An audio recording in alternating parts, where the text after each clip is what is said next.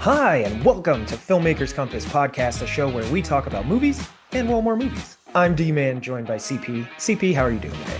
I'm good, man. How are you? Pretty fantastic. I do have a couple shout outs to start off this show. Let's get into And it.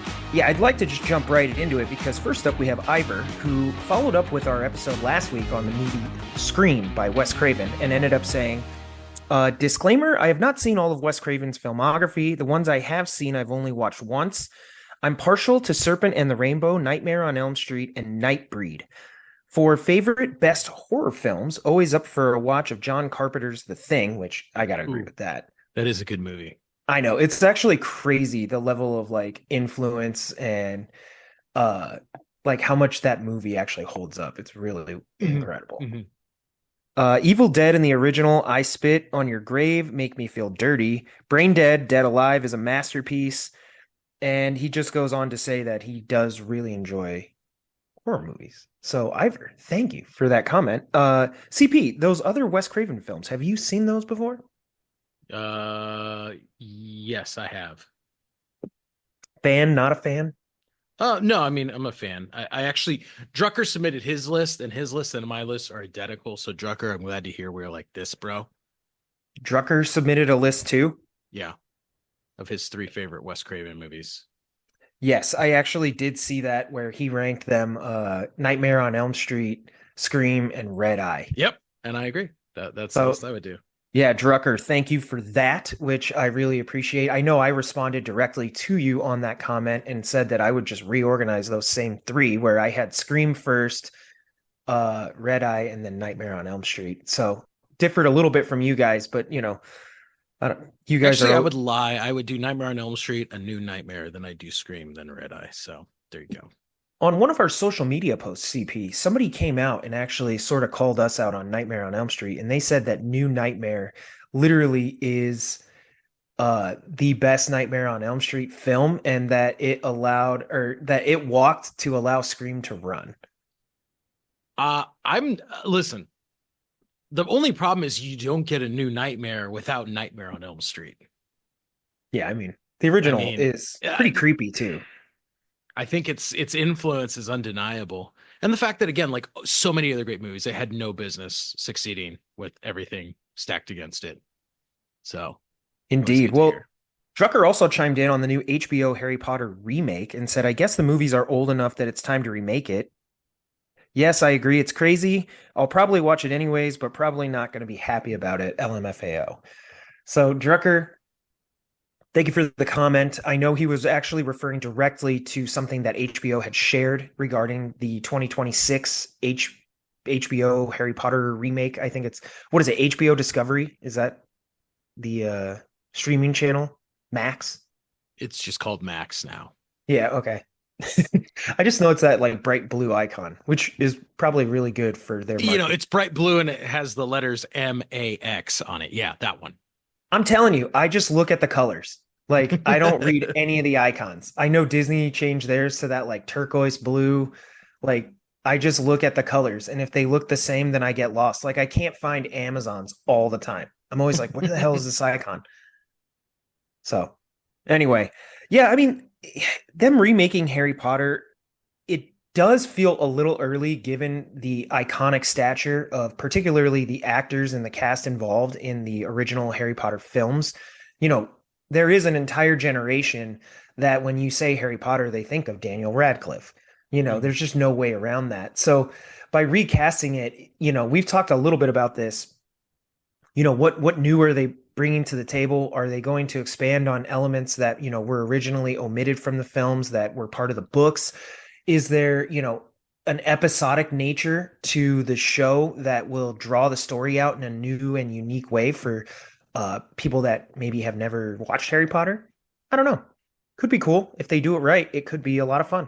I think it would be awesome because what a way to really dive into the books. Obviously, I think one of the failures of the movies is there is so much story that has to be stripped out to make a movie runtime, and we can actually explore Hogwarts and the magical world of Harry Potter, the wizarding world of Harry Potter. Yeah, I was going to say, I think those are two of the elements that I would love to see in the show. One, explore Hogwarts a little bit more.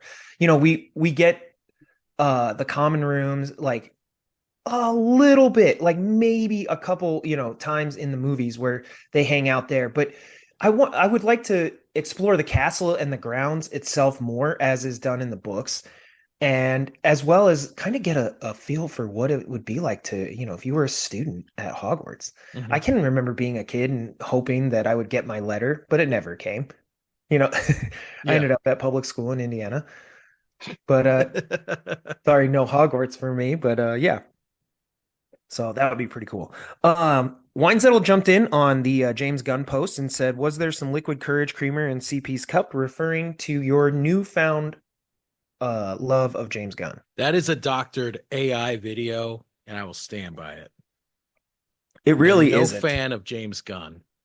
You should be. I mean, you should definitely be excited for his Superman movie. But more than that, I think his movies have been really great. So, He already made a Superman movie, and it's called Brightburn, and it oh yeah, sucks. that I won't speak to that. I don't want to tarnish James Gunn at all. So, all Everybody right. go watch it and then realize this is the guy that made Superman. And then finally, our final shout out this week goes out to Alex, who actually introduced me to one of my neighbors here, Freddie. So, in addition to introducing me to Freddie, he also prefaced the introduction by introducing the podcast. And hopefully, Oh, Freddie is now a new nice. listener. So, Freddie, welcome. And I hope you enjoy the show and get a chance to check out some of the older episodes. And Alex, thank you so much for making that connection. Freddie, I am excited you're going to be listening, and I'm also excited that you are going to be agreeing with me on most of our topics. Most people do. I mean, it's crazy. I don't know why. I feel like you have hotter takes and people love the heat, you Or know? they just know that I'm right. I mean, I mean, sorry, man. everybody should love Guardians of the Galaxy and thus James Gunn by extension. So If only you were right, as you are proving you are not, and I am. I am right. So, CP, that does it for our shout outs this Boom. week. I am going to throw it over to you. Let's go ahead and jump into our box office breakdown.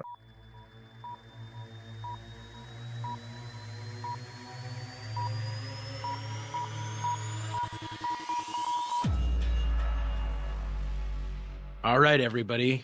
It is time for our box office breakdown. Now, I don't know if any of you have been to the movies recently, but there have been a couple surprises in the box office, and we'll just kind of leave it at that for right now until we jump into it. Surprises. You better elaborate because now I'm waiting. Well, I like to keep people waiting. So when we look at this past weekend's box office, number 5 in the box office is a Lego movie that is not actually a Lego movie. It is Okay. the Pharrell documentary Piece by Piece, which I did see the other day, and I actually really loved it. It's by Morgan Neville, who is an incredible documentary filmmaker. You may remember him, Dustin. He did the Mr. Rogers documentary that we both Oh, totally love. I love that documentary. I actually watched that on a flight Yeah, and it was perfect. it's such a good movie. Well, so he takes that same approach and he tells the story of Pharrell Williams, and it's just a really empowering, positive movie because he's someone who just worked hard and accomplished his goals, and we all love that. And he changed music, but it's told with Lego pieces, and I think visually and stylistically, it's a very interesting choice. But it actually complements the story very well. It has made $5 million in the box office so far. It was made for 16 million.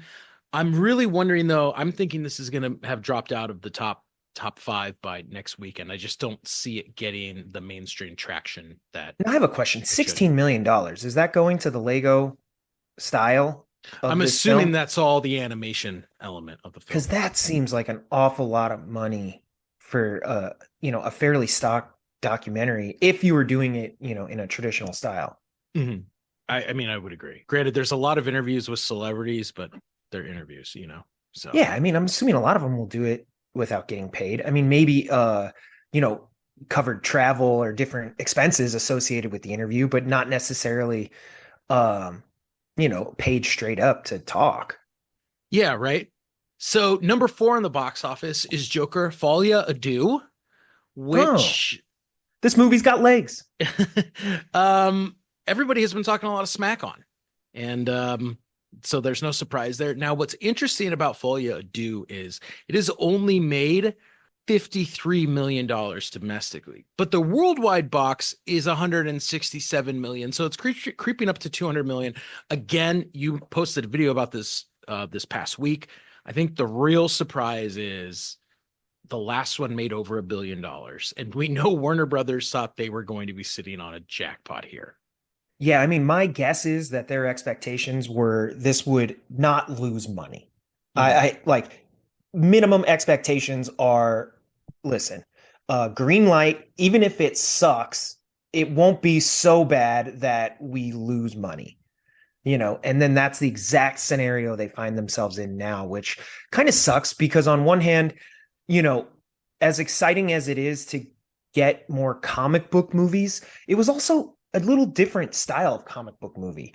So they were trying something different and being a little bit more experimental, I guess. And to that end, it sucks because it's probably going to give the studios pause before they greenlight any more of these experimental style comic book movies.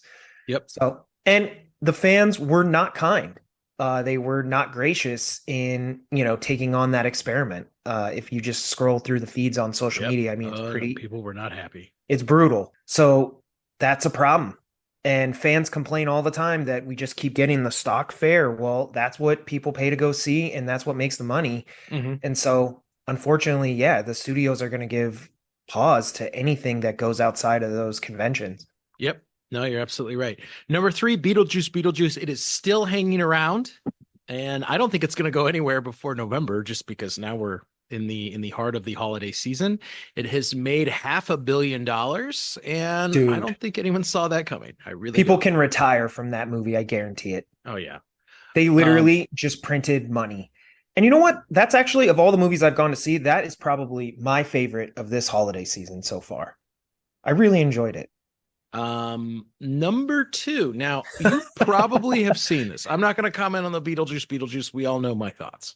So, number 2, The Wild Robot. Now, this has made $155 million worldwide, 90 million domestically. If you recall, it had a release internationally before it came to the US. Just has recently opened domestically. Have you seen it, D-Man? I haven't seen it yet, but it is on my list. I definitely want to. Again, just scrolling through the social media feeds, I've seen nothing but good things about this movie.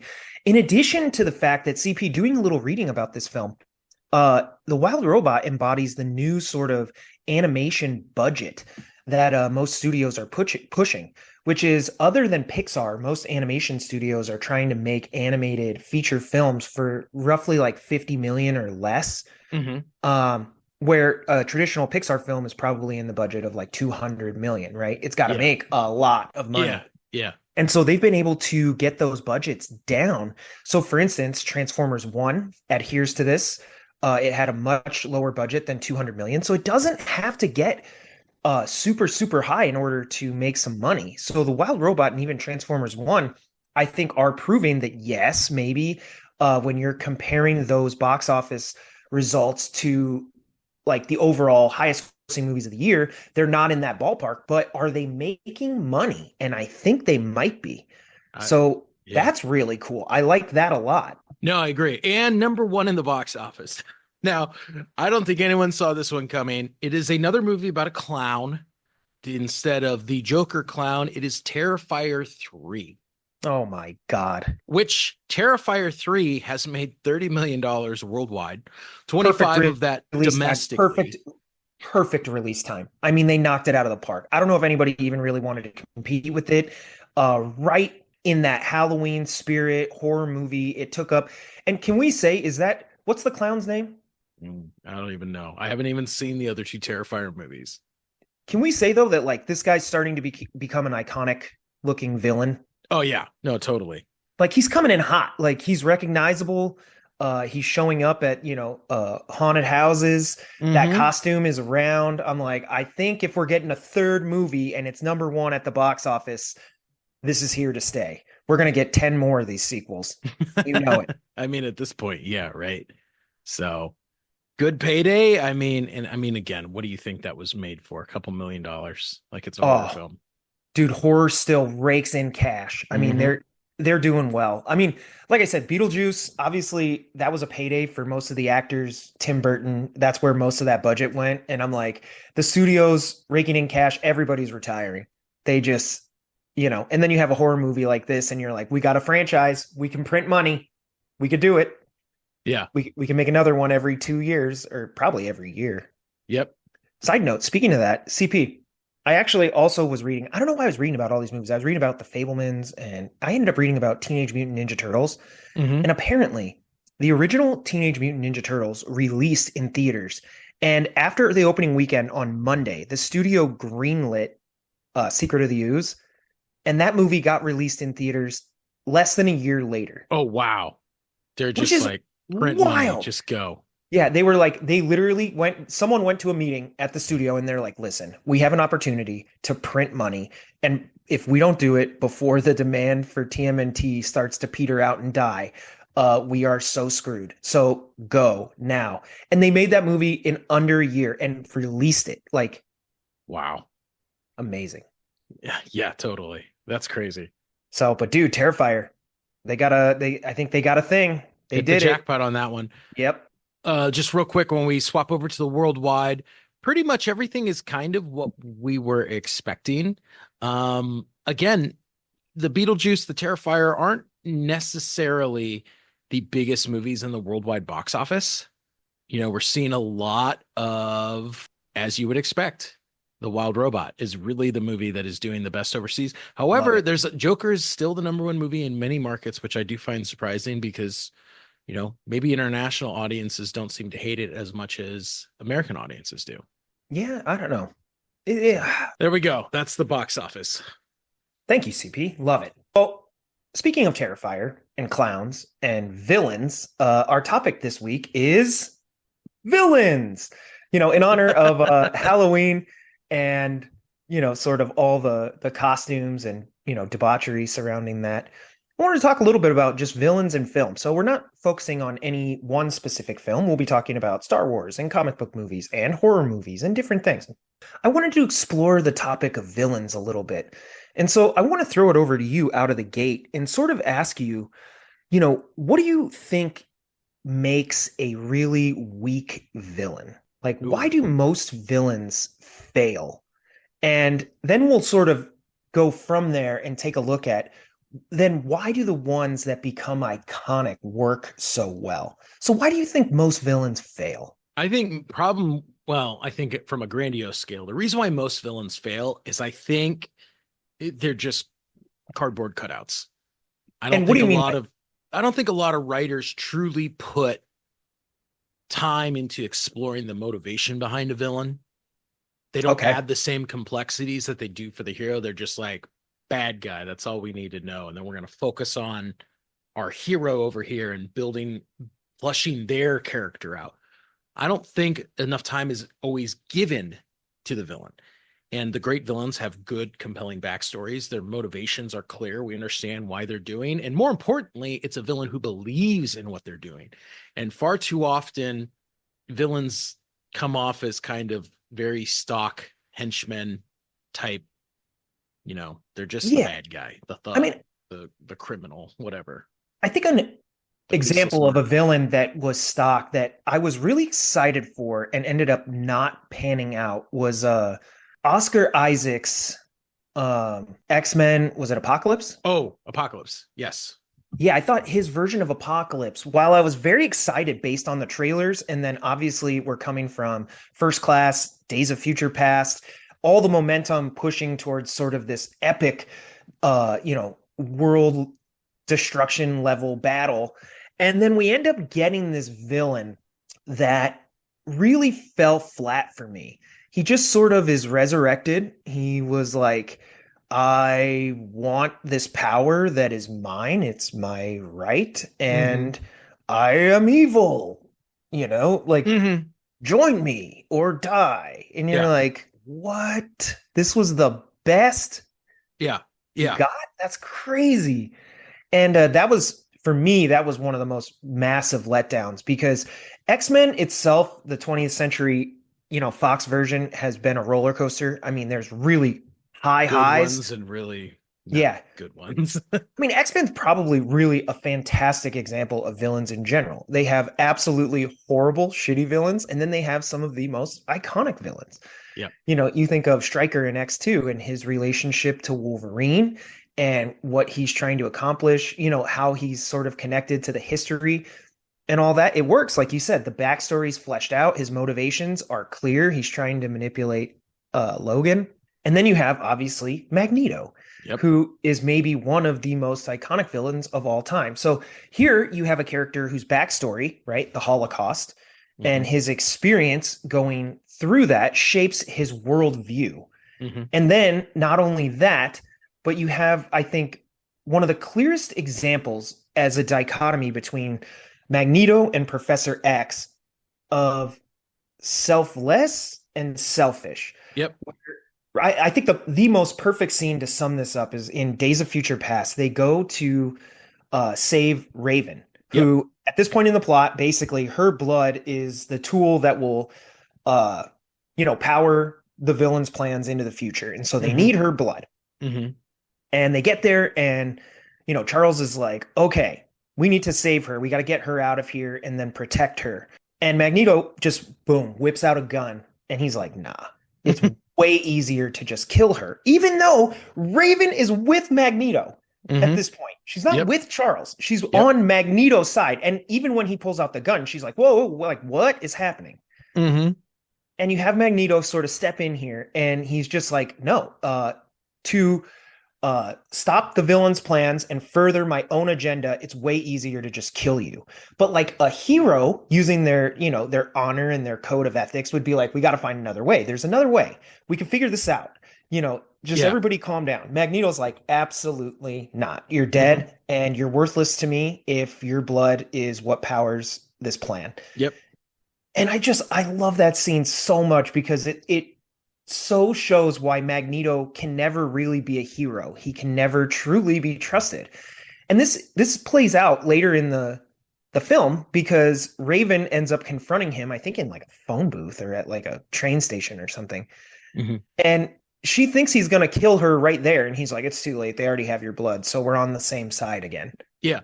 And you could just see how, like, as long as you have value and you serve me and my cause, then we can partner together. But as soon as you're on the other side or anything, you're done. Yep. Villain. Oh, I just love it. I think the other thing too is what makes a weak villain. I think they're predictable. Mhm. I think Mhm. the villains that we truly love, they keep us on our toes. I think they surprise and delight us, or maybe even make us scared. Where I think villains that are stock, or they're just sort of like maybe even to the extent that predictability is also inevitability. Like it just feels like they're gonna lose at the end of the movie. So it's Mhm. not exciting because you're like, I mean, Apocalypse was never gonna win. Yep. We're like, no, he's not. Versus, like, CP, we got to acknowledge this scene. How dead silent was your theater when Thanos snapped his fingers? Oh, totally. Totally right. Nobody thought that was going to happen. And because it wasn't predictable, the villain actually won in this case. But in general, like, it floored everybody. I mean, I remember everyone left the theater and was like, what is going to happen? But that unpredictability of a villain like that was just so much fun. Absolutely. So I love that. And then I also like, I think there's a trope with villains that has played out over, the history of film, which is that villains in the most inopportune times tend to give monologues. Yeah. Think James Bond villains. Yep. Yep. Typically, and I think this is at least parodied or even sort of acknowledged in The Incredibles, and then I think they've done a couple parodies in different movies where they sort of acknowledge like monologues and how like it affects the villain's outcome. I think Loki was that way. Yeah. Yeah. He's grandiose and he's sort of like, "You are beneath me, you dull creature," and he's like giving this monologue, and then he just gets like thrown around, and everybody's like, "That's fantastic." I think bad villains tend to whenever the audience is like, "Oh my God, kill him now!" Like this villain could have won if he just shut the fuck up. Well, and I think and that's the bad writing, right? You get to a point where writers say, I need this massive monologue for exposition dump to justify why this plan has to happen or this hero has to die. And I'm like, if you had put the time in to create a character that we understood their motivations, we know exactly why they're trying to do what they're doing. Yeah, You right. know? It helps a lot. And that motivation is a really big factor. So sometimes it's just a really maybe even what would be considered right a noble cause, which is like let's just take a look at Thanos, right? Thanos believes that by wiping out half of the universe, the other half will thrive.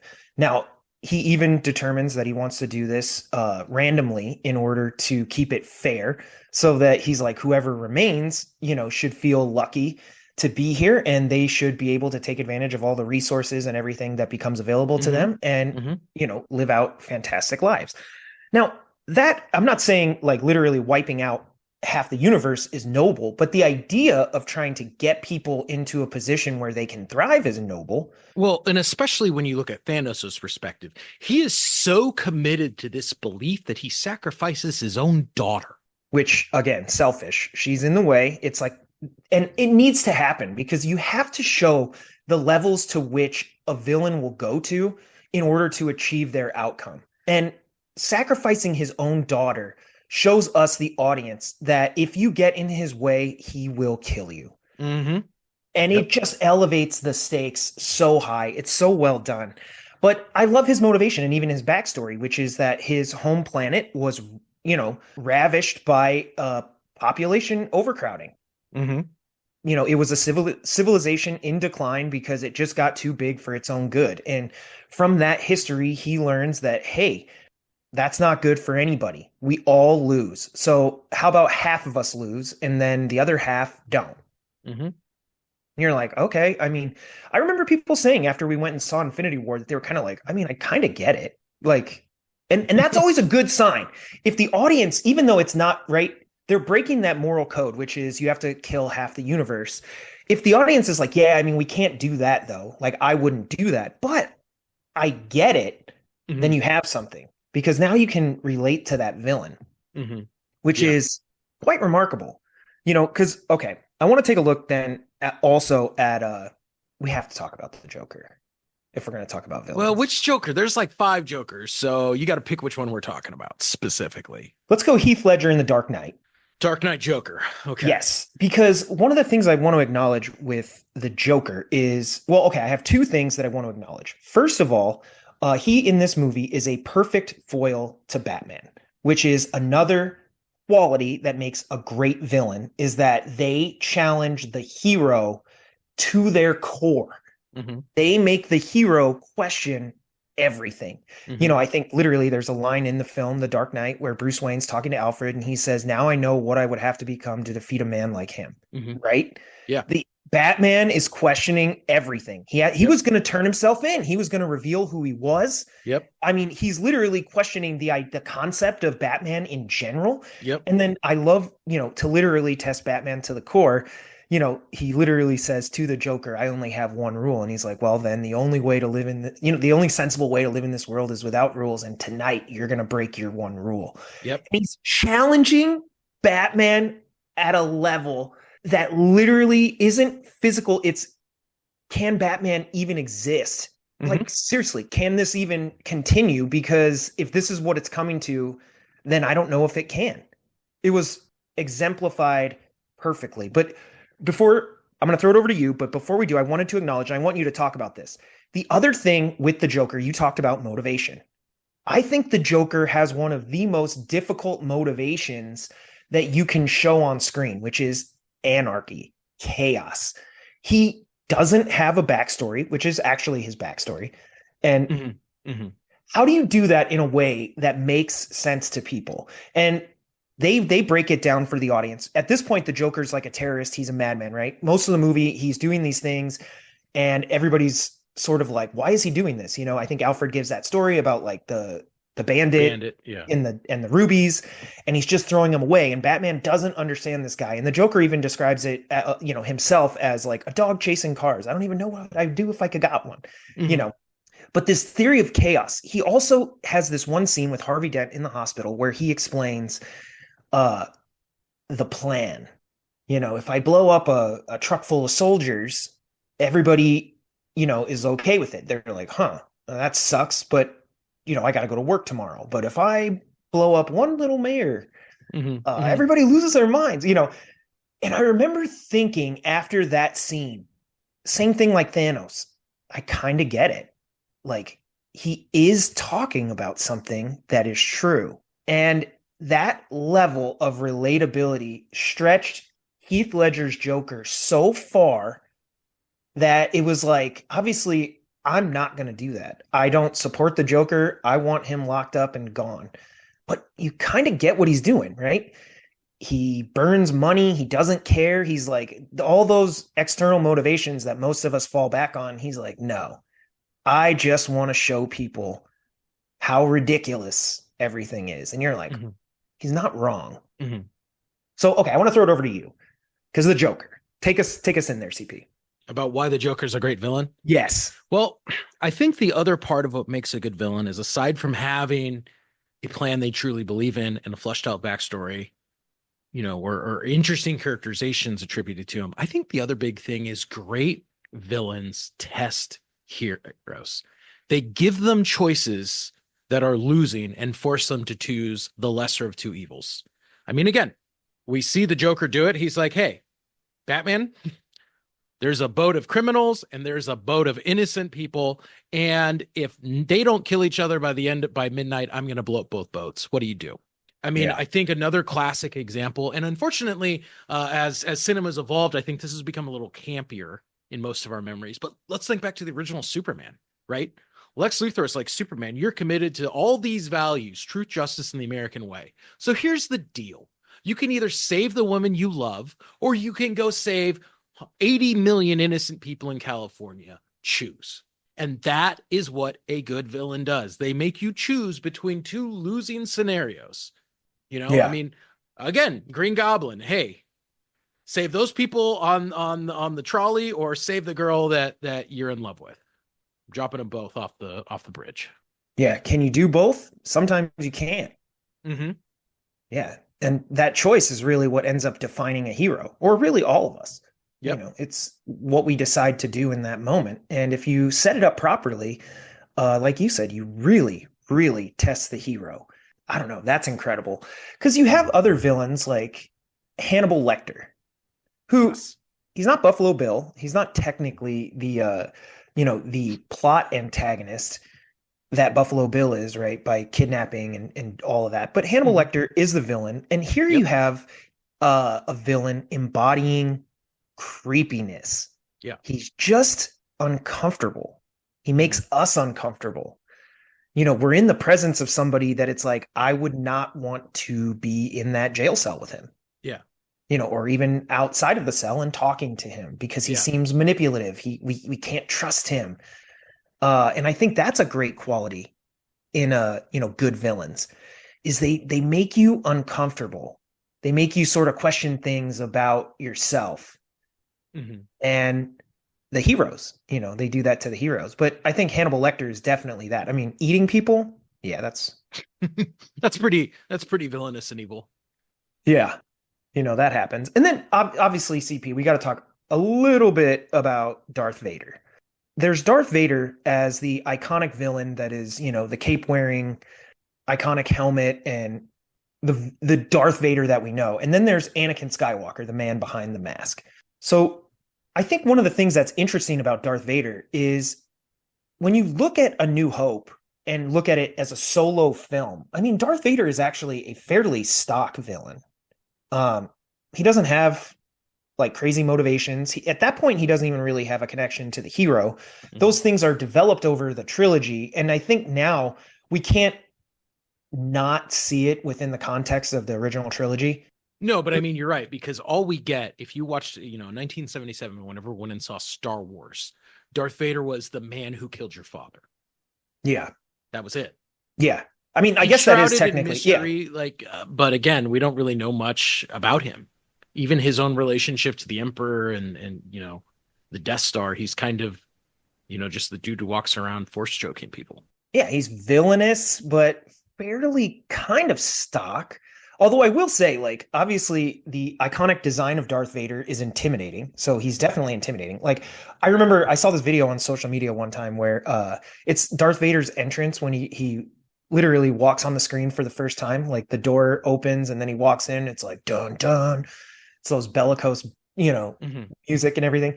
And there's a video where like a dog is watching Star Wars, and then Yeah. like Darth Vader walks on and the dog like runs behind the couch. But it's so good that you see the dog's nose like poke up behind the couch. He's just scared. And I was like, oh, that's so good. The design worked so well that it scared a dog, but it also couldn't stop watching. You're like, Yeah, right. perfect.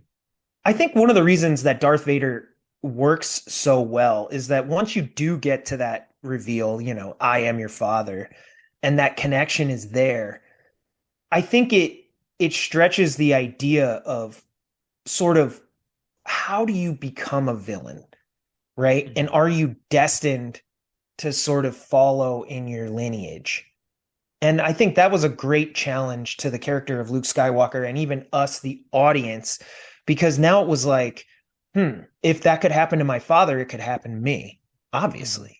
Mhm. And it even be inevitable. Am I destined to do that? Mhm. Join my father and rule the galaxy as father and son? Mhm. Maybe. And Luke's been striving for that connection, since, talking to Uncle Owen on the farm. Yeah. What about my father? Told you to forget it.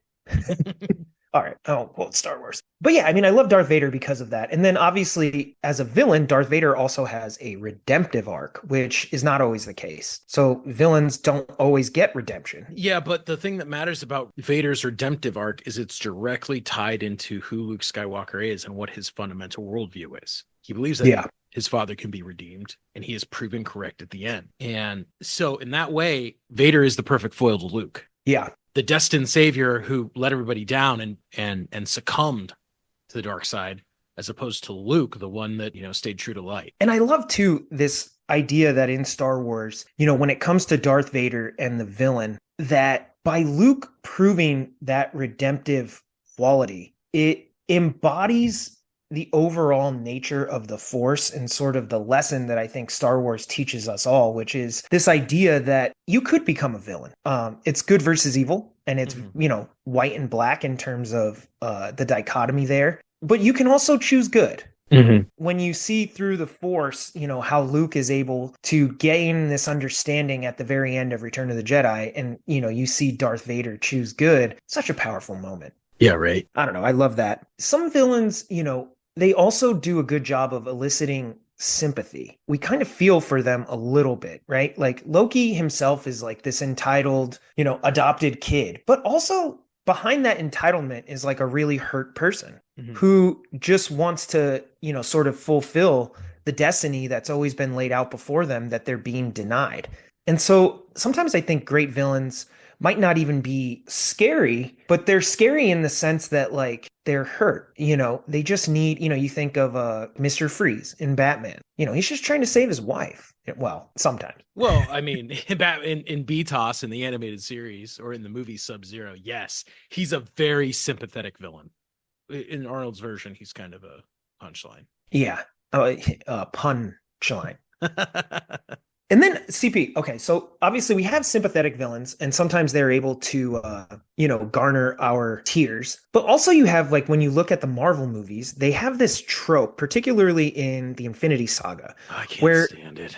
They set up villains to be mirrors of the hero, but if they chose to do evil. And that's interesting because they'd use this over and over again. I think the most perfect example is probably Black Panther. Iron Man does it. Captain America does it. Like they almost all Doctor do it. Strange does it. Yeah. Where it's almost like Hulk does it. Yeah. Essentially, when we say hold up a mirror, we mean like literally when they fight at the end, they're both wearing Black Panther suits. They literally look like each other. Iron Man, they're both wearing suits. Captain America, they're both super soldiers. They look like each other. They embody the same sort of power set. And their motivations actually aren't that far off from each other. In fact, the motivations align. It's just the way they go about those motivations that makes one good and one bad. And so this trope gets played out, but it does work. I think I want to acknowledge that while it may be a little obvious after you see Marvel do it over and over and over again, yes, it's sort of played out a little bit, and like you said, it becomes almost stock or stereotypical, but it does work to the extent that it reveals to the audience and to the hero just how dastardly they might have to become in order to realize those motivations. Mm-hmm. I don't know. I think that's always interesting. I know you were not a fan of Killmonger. So what about Killmonger? What did you not like? I don't like the whole idea of the mirror villain. And the problem is they pretty much just go about it and say, hey, this is the bad Tony Stark, right? Mm-hmm. This is the bad T'Challa. And I'm like, but the problem is you're not truly giving us enough of a justification for why this person chose that path. Because it's usually some throwaway thing like, oh, this happened to me and now I'm mad at the world. And Yeah. right, when we look at the villains in the MCU, the two most compelling are not mirror villains. It's a Loki and Thanos, and it's because they actually have motivation and justification for why they do what they do. Yeah. And I mean, I think Killmonger is a good example of that sort of backstory where, behind some lies and cover-ups, his father was murdered, even despite his own role in the double cross, right? Mm-hmm. Which he doesn't seem to acknowledge.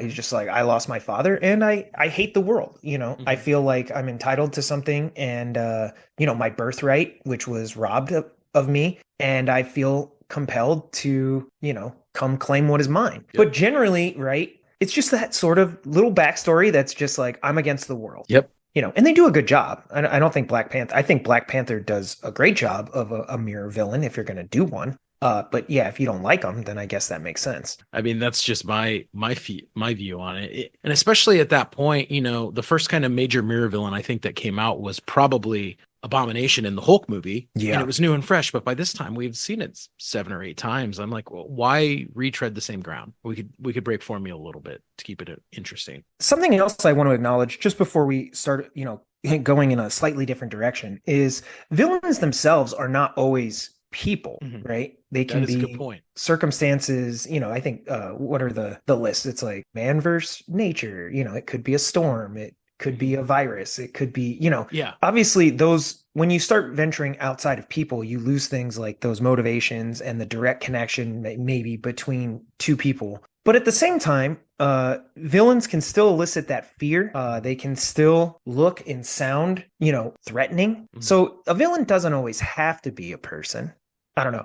But okay, so before we move on, the second thing I want to talk about is horror villains or monsters. Yes. You think of Freddy, Jason, Michael Myers, Chucky, where they're not people like demons or, some sort of, while somebody like Michael Myers might have a backstory, they can't be killed. They don't sort of exist within the rules of the real world. And what do you think of that as like the horror genre? Because obviously this gets played out. Texas Chainsaw Massacre, we were just talking about Terrifier, where these villains, it's like, yeah, they're going to get killed or stopped at the end of the movie, but there's always another sequel and they'll probably be back or there's some magical reason that like they can return. Do you think those work and why do we love them so much? That's a really good question because they're actually, from a writing perspective, they're actually terrible villains, right? Yeah, kind of, right? Though but we they could become argue iconic. some of them have interesting, compelling justifications in the beginning. And that's probably part of the failure in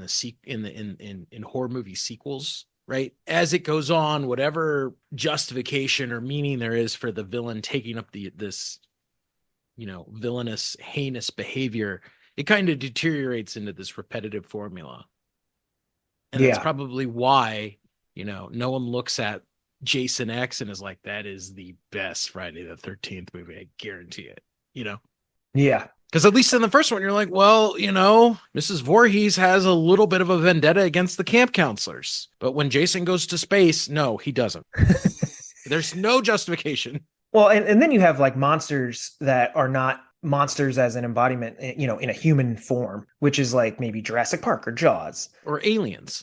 Yeah, where you're like, hey, now we have something that's otherworldly or at least, outside of, usual circumstances that is sort of attacking people. But, those monsters can be terrifying. Jaws, what lurks behind or underneath the water? I think you look at Jurassic Park and you're talking about motivations. The motivation is messing around with genetics and sort of introducing something to our world that doesn't belong here. Mhm. The villain, really, in Jurassic Park is not the dinosaur, even though that's the monster and often the immediate threat. The No, it's villains John are the Hammond. scientists. Yeah, they're the scientists. They're the ones that are messing with, equilibrium here. Yeah. I don't know. I'd like to throw that out to our listeners. What are your thoughts on villain? I think we're just having a general discussion, but is there anything we missed, or is there a villain? Like, what are your top 3 movie villains? Let's throw that out to the listeners. I'd love to see what. Interesting. I can't wait to see some of these lists. Yeah, let's see. But okay, CP, I want to throw out a couple of quick fire questions to you. All right. All right, D-Man. Let's see what we got. All right. So first up, is Darth Vader the greatest movie villain of all time? I mean, I'm just going to say yes because I love Darth Vader. I am actually, as a Star Wars guy, I'm going to disagree with you. Wow. Okay. I actually find the Joker to be the best villain, particularly Heath Ledger. The Jared Leto Joker's your favorite? No, yeah. I mean, I even love the Batman the Animated Series, Joker. Heath Ledger's Joker in Batman, I think, is just so compelling because they're able to get across that anarchy and chaos motivation, which I think is incredibly, incredibly hard to do because it doesn't make sense per se. Like, why does he want to do that? And it doesn't really matter because he's chaotic and doesn't care. And then the way that he challenges Batman, plus Heath Ledger's performance is absolutely iconic. I mean, honestly, he carries the film. Every scene he's in, he steals, and he's just an incredible villain. Fair enough. So I'd probably put him a little bit ahead of Darth Vader, even though I love Darth Vader. But let's see here. To that end, CP, I want to get your opinion on this. We're talking about the Joker. Is the Joker more terrifying in The Dark Knight or Joker? Oh, the Dark Knight. Now, why? The stakes are bigger. I mean, that Joker he's blowing up hospitals. He's killing multiple people. The Arthur Fleck Joker, I think, kills 5 or 6 people in the movie, but doesn't seem as motivated killings, right? That makes sense. Yeah, they do a good job, I think, when I was talking earlier about having sympathy for villains. In Joker, we do have a lot of sympathy for Arthur Fleck. He's been discarded by the world, even those around him within, his own close circle, whether it's his psychologist or his coworkers or even his mom. Everybody seems to dismiss him. And so there's a lot of sympathy around this guy who's just sort of getting beaten down by the world. And, that is part of his overall motivation. That's what he explains to Murray. And I mean, he's an interesting character for sure, particularly in the first one. I'm not going to drag in the second movie here, but I mean, yeah, I'd got to give the nod to Heath Ledger's Joker there. He's just terrifying. CP, would you rather face Voldemort or Darth Vader in a fight? Darth Vader. I mean, think about it this way. Darth Vader blows up planets. Voldemort can't even rule the wizarding world, which is just a portion of the real world. So Vader's way worse. Okay. I mean, I think I'd rather face Voldemort. Darth Vader just scares me. Like that scene in Empire Strikes Back where Luke's like, he's walking down that hallway and then Darth Vader just comes out of nowhere with his lightsaber. I would be absolutely terrified. And plus, there's a chance he might be my dad. So, all right, CP, who is the best animated Disney villain? Ooh, best animated Disney villain. I'm going to go Captain Hook. That is an awesome pick. I love it. Wow. Right, if I had to go up with my favorite animated Disney villain, I think I would probably go with Scar. I just like the voice acting. I thought he was always very intimidating. I love how he, literally usurps his own brother to become king, and he's willing to, I guess, kill his nephew.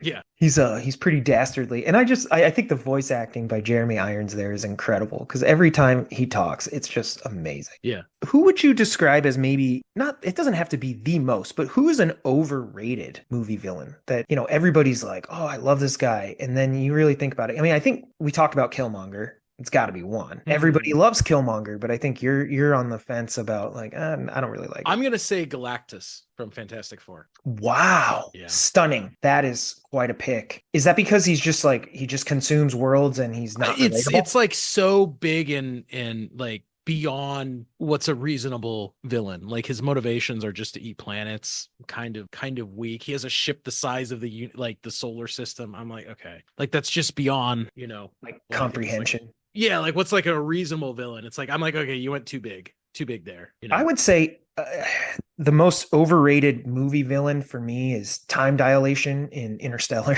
because I don't understand it. Every time I go down that rabbit hole and try to figure out time dilation, I just end up frying my own brain. Like it literally blows my mind. I've gone down that YouTube rabbit hole a few times just trying to learn how that works. And like I swear to you, CP, a few times I've totally locked onto it and I'm like, okay, I get time dilation. Sometimes I'm like, I get it as a concept, but then it just makes no sense to me. Yeah. And then I hate the videos. Like, it's so weird because so many videos try to explain it by like explaining equations and how like it would actually like sort of work mathematically. And I'm like, I don't care about that. Like, Don't care about that. yeah, how does it Explain it to happen? me in a way I understand. Yeah, it's Tell me a so hard. story. It's just a terrible, terrible rabbit hole to go down. Okay. And then I always end up like unable to sleep because I'm thinking about it. It's the worst. That's a good villain though. I can't sleep. And then, okay, last question. Which villain would you want on your side in a fight? Dark side. Okay, that's a good one. Dark Ultra side's powerful. Pretty powerful. Yeah, you're not going to lose with him on your team. If I had to pick someone, I'd probably pick. Either that or Marvin Harry because they're indestructible. Yeah, I was gonna say I might hang out with the wet bandits. You know, I'll let them take. If I had to get through a haunted house, I'll be like, "You guys go first. Take all the beating." Yeah, Marvin Harry. That would probably be good. And then before we wrap up this episode, CP, I just wanted to do a little bit of trivia surrounding some villains. Bring it on. Love it. Darth Vader's suit in Star Wars was so heavy and cumbersome that actor David Prowse couldn't hear his own lines while filming, leading to a mismatched dialogue and the need for extensive ADR work by James Earl Jones, which the voice was always going to be replaced. But I think what's interesting about this fact is apparently David Prowse did not know that his voice would be replaced. I think he was under the impression that his performance, would be used and enhanced like with a voice enhancer. And instead they just absolutely, dub over it. Now, were they right? Of course they were. Darth Vader's breathing, his voice by James Earl Jones, is absolutely iconic, and they made the right call there. But apparently, it left a rift between David Prowse and George Lucas until David Prowse's death. Even though he came back for both Empire Strikes Back and Return of the Jedi, they never got along after that. I think he always felt slightly betrayed. And Lucas just took it as like, I made the right call. Well, he made the right call. Yeah. Heath Ledger's Joker diary contained disturbing thoughts and images he used to get into character, including photos of hyenas, clippings of violent news stories, and quotes like, "I am going to make you hurt." Now, this diary is famous because obviously Heath Ledger sadly passed away. And a lot of people attributed his mindset of doing the role of the Joker as sort of putting him in a darker place. And so this journal has been referenced, many times when it does come to his, tragic death. And what was interesting as well is from Jack Nicholson, Heath Ledger was also warned about the mental state of getting into the mind of the Joker, which is pretty crazy. Because it's pretty crazy. I mean, these guys are basically like, dude, you got to go to a weird place to play this guy, and it's not healthy for a person to think like that. Mm-hmm. So the Joker is almost like a villain in real life if you play him. He like haunts you. CP, I don't know about this. This is one of those instances of a role being cast so perfectly. Could anybody else even play it? The role of Hannibal Lecter in Silence of the Lambs was initially offered to Sean Connery, who turned it down because he found the script disgusting. Well, fair, but that's probably a good call. I cannot see anyone else, other than Anthony Hopkins doing it. And I think that's part of the issue is, when you get such an iconic character, it almost becomes impossible to see anybody else playing that character.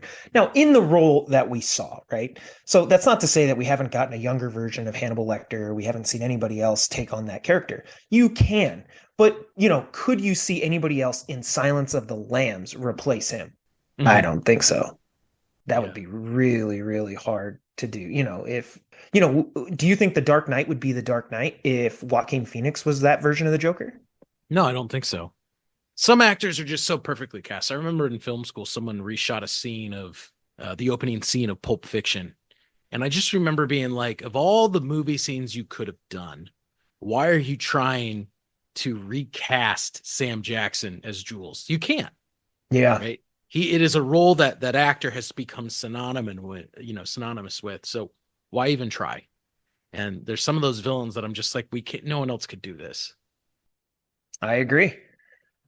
Another fun fact, Michael Myers' iconic mask in Halloween was actually a Captain Kirk mask purchased for not much, spray painted Hmm. white and with the eyes cut wider to give it a more unsettling blank expression, which I did not know that. Yes, I did know that. I did know that. I guess that's like common horror movie facts. I was not aware that it was that direct. And the mask has become iconic. One of the interesting things about Michael Myers' mask, though, is that if you actually follow the whole series, it does change. Hmm. They Yeah. don't use like the same mask every single time. And some, I mean, honestly, it looks like horrible. Yeah. Yeah. Yeah. Like I see some of them like that doesn't even that just looks like a guy in a mask. Yeah. Yeah. You know, and it is, but like also it's like it needs to look like menacing and terrifying, like creepy, and sometimes it just looks stupid. So let's see here. Gollum in The Lord of the Rings, played by Andy Serkis, had an entire pre-filming boot camp to prepare for his unique physical movements and sound. Serkis spent hours mimicking the sounds of cats coughing up fur balls to nail Gollum's distinctive gurgling, which is the Yeah. Yeah. Yeah. and he does knock that out of the park. I It's mean, interesting.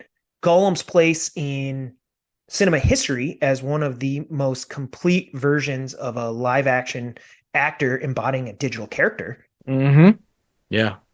So obviously we've had digital characters and they'd have motion capture, but they'd only been done in very limited or supporting roles. And this was one of the first times that he was sort of a featured main character. Yep. And I mean, it honestly elevated Andy Serkis into the stratosphere. I mean, he Yeah. sort of became the go-to actor for all of this stuff because he just was so aware of how it all worked. And You how know, to move his body as a performance. Yeah. right? Because so many actors, you know, it's so unsettling. You think most actors are probably trained in varying ways, you know, whether it's stage or for film or different things, but you know, to sort of use the elements around them to play off of Hmm. other actors and all these things. And then you get into this Gollum performance where it's like you don't have any of that. You're up against the screen, you have dots all over you. Yep. You're the camera itself is capturing your motion, but you're thinking, you know, I need to bring this digital person to life. So you might have to be more animated than you might ordinarily be Hmm. because the actual animators of the digital character need more. Yeah. That's a good point. Hans Gruber in Die Hard, played by Alan Rickman, fell from the Nakatomi Plaza in a genuine reaction to the drop. Rickman was told he would be released on 3, but the crew dropped him at 1, capturing his genuine surprise and fear in that famous slow motion fall. Yep. Oh, so great. So great. So I love when they do things like that where they turn the audience expectation on its head, where it feels like this whole time like Hans Gruber and these German guys all have some sort of like great motivation, and then they're like, yeah, it's just money. Yeah. It plays into the themes of Christmas and gift giving and greed and all this stuff, and they just show up and eventually like they have us guessing the whole time about like are they going to try to get people released from jail? You think more like Gary Oldman and Air Force One, Yeah. Yeah.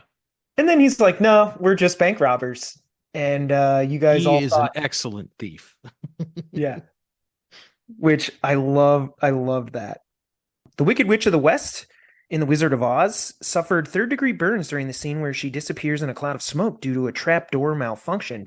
Despite her injuries, Margaret Hamilton, who played the Wicked Witch of the West, continued the role after recovery, and the scene is in the film.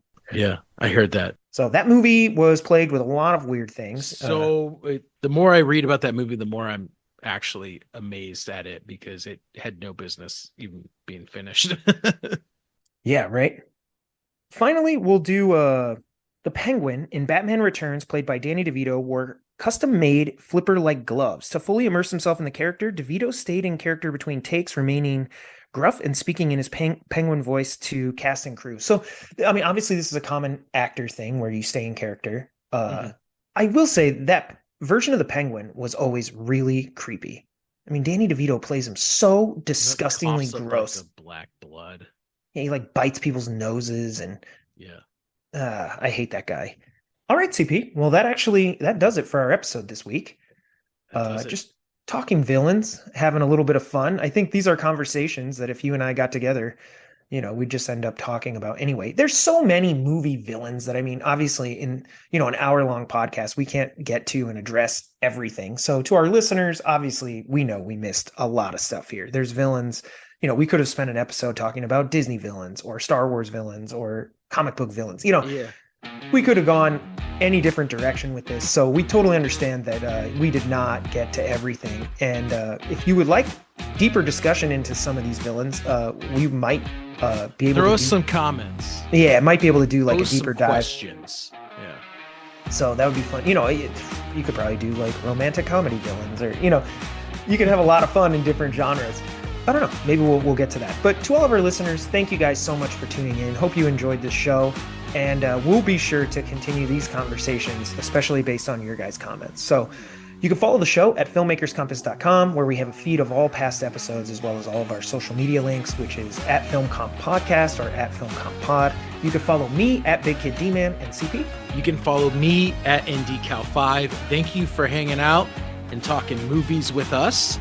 And we will see you back here next week. Until then, keep watching movies and pay attention to the villains.